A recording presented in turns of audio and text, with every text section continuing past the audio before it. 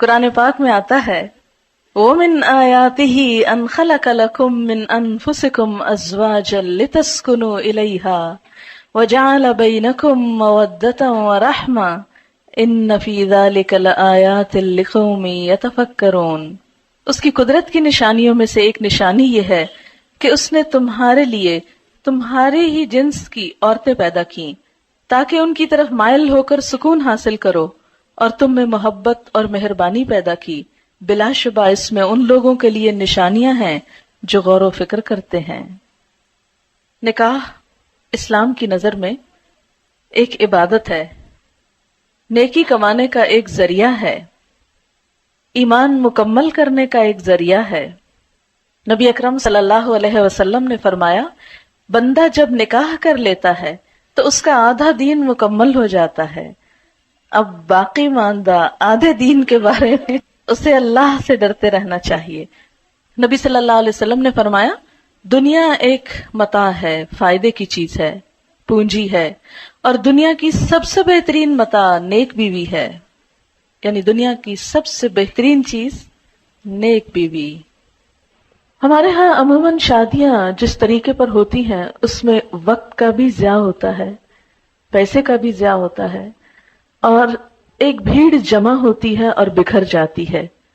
Enjoyment صرف کپڑے اور کھانے تک رہ گئی ہے، گویا اپنی صرف جسمانی ضروریات کو پورا کرنا اور صرف مٹیریلسٹک اپروچ کی حد تک خوشی کا تصور ہونا اب مسلمانوں میں باقی رہ گیا ہے، جبکہ کوئی خوشی اس وقت تک پوری خوشی ہو نہیں سکتی جب تک انسان کی روح بھی خوش نہ ہو، اور کوئی روح اللہ کے ذکر کے بغیر خوش ہو نہیں سکتی۔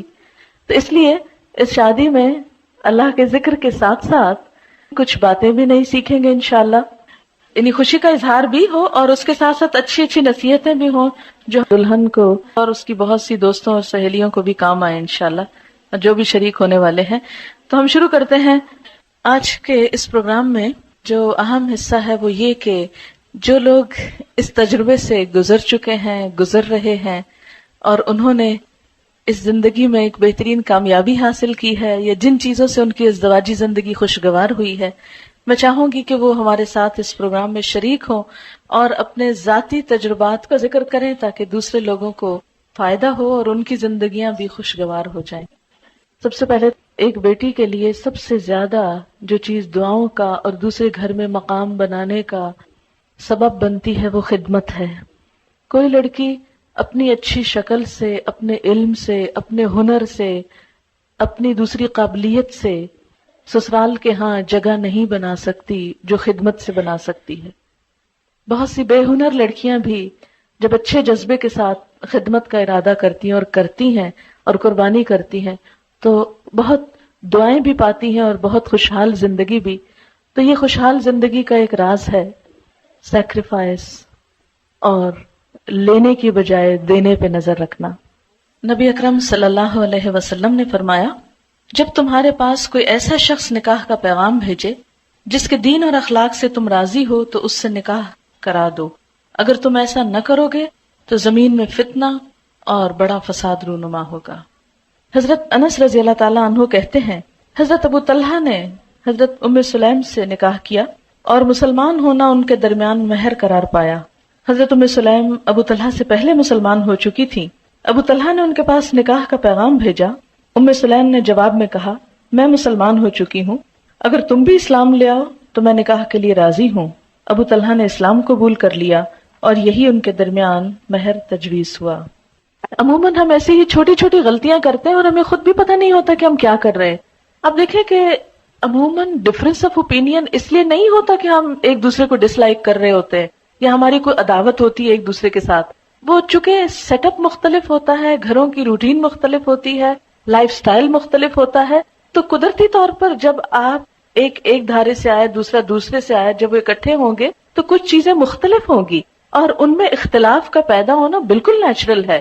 اگر آپ اپنے آپ کو دوسرے کی جگہ پر رکھ لیں تو آپ سوچیں اگر میں اس بیک گراؤنڈ سے آتا تو میں بھی ایسا ہی ہوتا، تو اس لیے مجھے دوسرے کو معاف کر دینا۔ کبھی پبلکلی اپنے ہسبینڈ کو کنٹراڈکٹ نہیں کریں، کیونکہ مردوں کی جو انا ہوتی ہے، مردوں کی جو خودداری ہوتی ہے، ان کو جو اللہ نے وَلِلرِّجَالِ عَلَيْهِنَّ دَرَجَةٌ کہ مردوں کے لیے ان عورتوں پر ایک درجہ ہے. وہ جو اتھارٹی والا ہے اس کو چیلنج نہیں کریں کبھی. اس کو چیلنج کر کے خود آپ نقصان اٹھائیں گے. اس کو وہیں رہنے دیں, اس کو برقرار رکھیں, وہ آپ کے فائدے کا بھی ہے. اور اگر اس معاملے میں اس نصیحت پر عمل ہو جائے کہ ٹھیک ہے اختلاف بھی ہو گئے, آپس میں محبت سے بھی انسان ایک دوسرے سے جھگڑتا ہے, روٹتا ہے, سب کچھ چلتا ہے, ایک نیچرل لائف کی علامت ہے, لیکن لوگوں کے سامنے نہیں, کیونکہ شوہر اپنی بے عزتی کو ہمیشہ دل میں رکھ لیتے ہیں اور پھر جگہ جگہ انتقام لیتے ہیں اور زندگی تلخ کر دیتے ہیں. اس لیے ایک کڑوا